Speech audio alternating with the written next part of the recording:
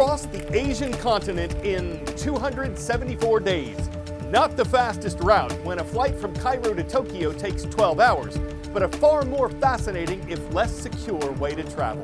A 30-year-old Egyptian named Omar Nok had a single rule for himself when he set out: no planes. He picked Japan as his destination because he figured it was the farthest Asian country he could get to without having to fly.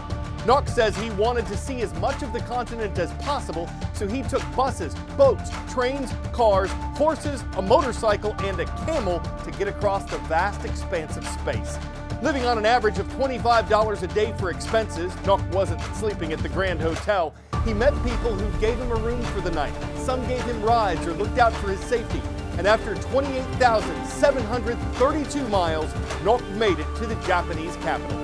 The adventure that he documented on social media netted him more than 750,000 followers.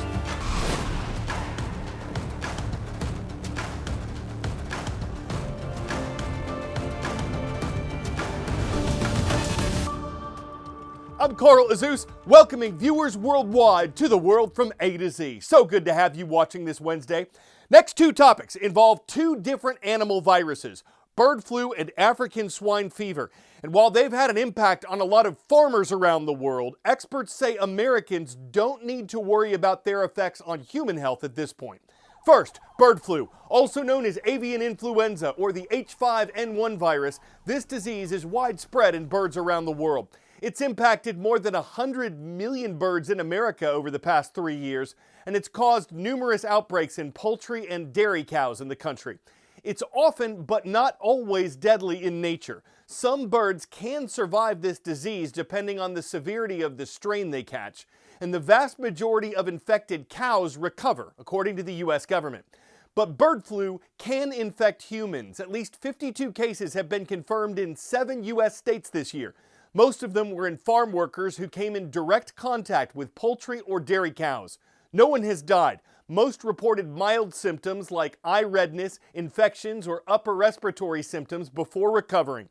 Health officials say they have not seen a case of bird flu that spread from one person directly to another, but they're keeping an eye on that because a virus that can spread to different animal species has the potential to change and spread more easily among humans. To keep the risk low, health officials advise keeping your distance from dead animals or ones that appear sick. Don't interact with wild birds or cows or poultry unless you work with them. And if you do, officials say always to wear protective equipment.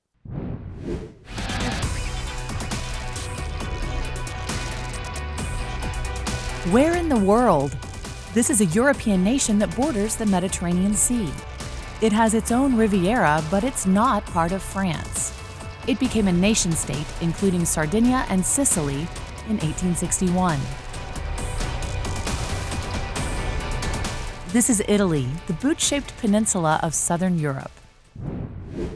Europe is the world's second largest producer of pork products, behind China. Italy's pork industry alone is worth $9 billion per year, but a virus called African swine fever is taking a financial toll on the European Union, and the Italian business is famous for their prosciutto and salami. African swine fever isn't dangerous to people. It only infects pigs and wild boar, almost always killing the animals that catch it. As farmers and authorities try to control the virus, prices are rising and supplies are dropping throughout Italy. Prosciutto di Parma or Parma ham is one of the most prized exports from this region, but the industry is facing difficult times. Here in Emilia-Romagna in northeastern Italy, these Parma hams are hung to age using a tradition that dates back to Roman times. To be certified as authentic Parma ham, only 2 ingredients can be used: Italian pork legs and salt. Parma ham is loved all over the world with an annual turnover of 1.5 billion euros, according to the Parma Ham Consortium. San Daniele ham produced in Friuli, cured sausages, mortadella, and salami, all now facing a variety of threats. Why is there the difference? David Calderoni says African swine fever is a problem that Italy and Europe are managing through restrictions in regions where the disease is most prevalent. But that still means some countries have banned all Italian pork exports. Alberto Cavanini raises swine to be used in pork products exported all over the world and within Italy to make Parma ham and San Daniele ham. He had to cull more than 2,000 of his pigs after the African swine fever virus swept through one of his barns. He tells us that killing the infected swine is obligatory because the virus is so contagious. Here at Italy's largest livestock fair, there are no animals this year because of the virus. There is concern, but hope. Italy appointed a special commissioner in August to deal with the problem. He tells us the situation is complex, but slowly being brought under control. He tells us right now the focus is on containment, but in due time the efforts will turn to eradication. It's a big challenge, but one that Italy is determined to overcome, he says. World Knowledge. What American inventor patented a type of gas mask in 1914? Garrett Morgan, Thomas Edison, Granville Woods, George Westinghouse. A safety hood designed to prevent smoke inhalation was created by Garrett Morgan, a son of former slaves who had several other notable inventions.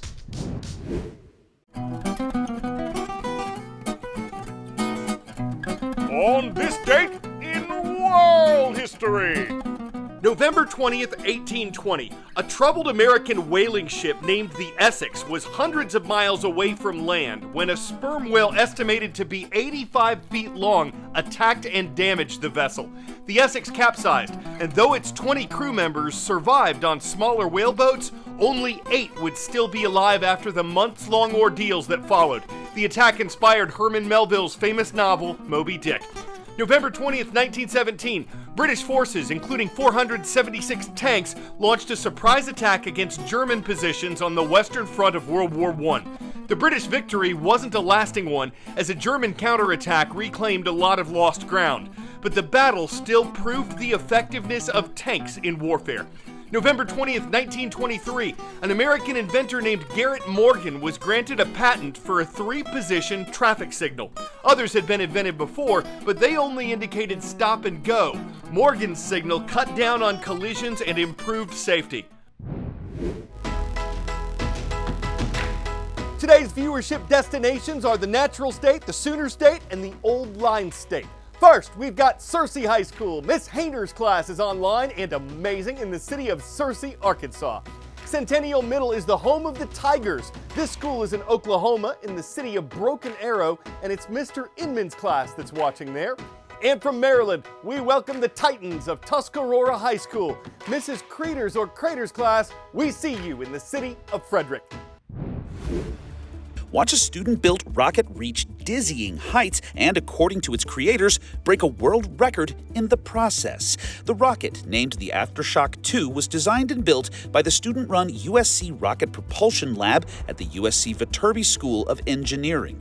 The group took their creation to a testing site in Black Rock Desert, Nevada, where they let it rip, sending the student-built rocket soaring at Mach 5.5 speed past the so-called Kármán line, the boundary separating Earth's atmosphere from space.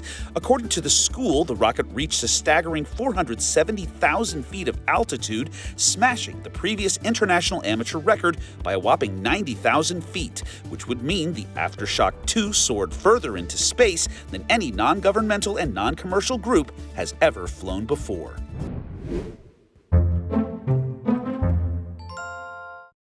Quote, "So I know this is going to sound completely insane. There is a baby kangaroo with a diaper on wandering around Main Street."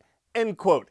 Not a 911 call that police in Durango, Colorado are used to getting, but they got it a few weeks ago, and sure enough, a red kangaroo was doing exactly that.